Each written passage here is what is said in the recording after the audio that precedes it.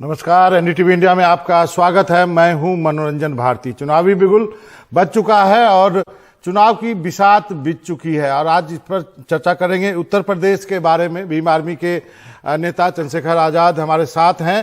Sir, आपका बहुत बहुत शुक्रिया एनडीटीवी से बातचीत करने के लिए। अब आपका अगला कदम क्या होगा जब बातचीत टूट गई समाजवादी पार्टी से? अब क्या करेंगे?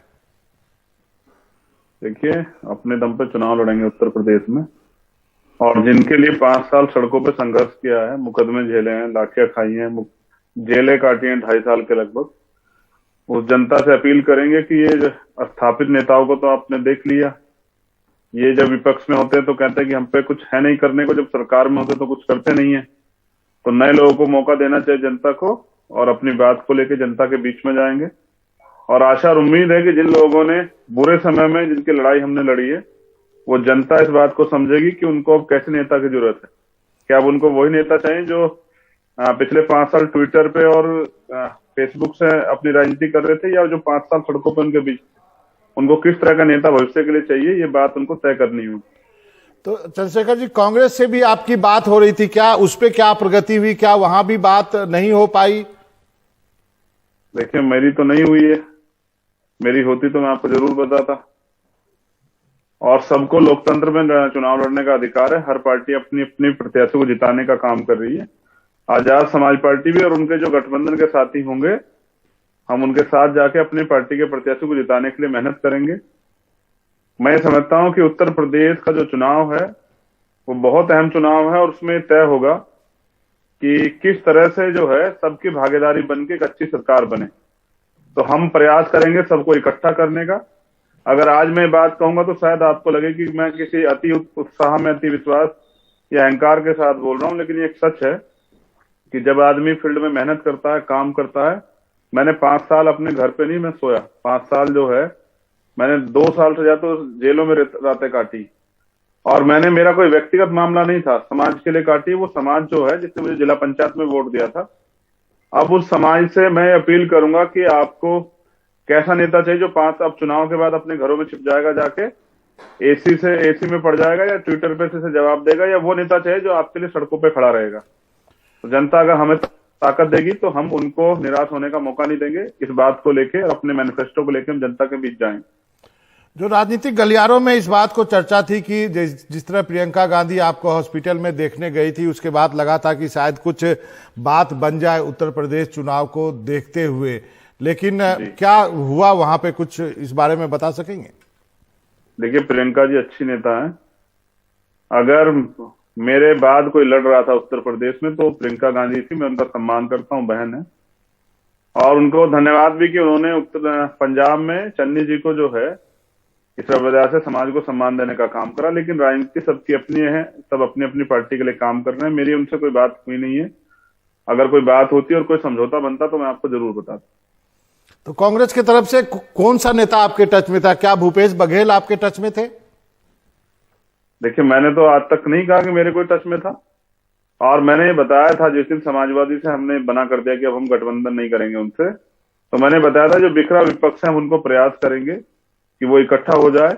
और ये सारा काम कोर कमेटी के लोग कर रहे थे। किसी कारण से हो सकता है कि अब चीजें ना आगे बढ़ रही हो, लेकिन मेरे ऊपर जो आदेश है कोर कमेटी का वो ये है कि आपको अपने दमखम से चुनाव में जाना है, और जो 60% नौजवान है उसको प्रभावित करना है। तो आप अपनी तैयारी मजबूत रखें। भीम आर्मी का कैडर और कार्यकर्ता जमीन पे है, और जितना बूथ हमारा मजबूत है, इतना मजबूत किसी का नहीं। कहा जाता है कि राजनीति में 48 घंटे बहुत होते हैं। इसका मतलब क्या हम समझे कि अभी भी बात बिगड़ी नहीं है, अभी भी कोशिशें की जा सकती हैं यदि एक, जैसा आपने कहा, विपक्ष को इकट्ठा होना चाहिए? तो देखिए, वो 48 घंटे तो पूरे हो चुके हैं। वो 48 घंटे 17 तारीख को पूरे हो गए थे। अब तो आगे के लिए समय शुरू हो गया है कि अब जनता क्या चाहती है, जनता के बीच में क्या सोच है। मैं आपको एक जानकारी छोटी साझा करता हूं। नहीं, मैं समाजवादी पार्टी की बात नहीं कर रहा हूं, मैं कांग्रेस की बात कर रहा हूं। मैं फिर आपसे कह रहा हूं, अगर कोई बात होगी तो ये बताइए, मीडिया के द्वारा तो जनता के सामने रखी जाएगी, आप ही के पटल पे तो रखी जाएगी। तो अभी तो कोई ऐसी वार्ता नहीं है। अगर कोई वार्ता होती है तो वो जरूर आपके सामने रखी जाएगी। और मैं समझता हूं उत्तर प्रदेश का चुनाव इसलिए भी अहम है क्योंकि उत्तर प्रदेश ने सभी सरकारों को देख लिया है। वर्तमान की जो सरकार है, भारतीय जनता पार्टी की, उनसे पहले समाजवादी की, उससे पहले बसपा, सभी की सरकारें देखी और इसलिए बदल दिया क्योंकि वो इनसे खुश नहीं हो पाए।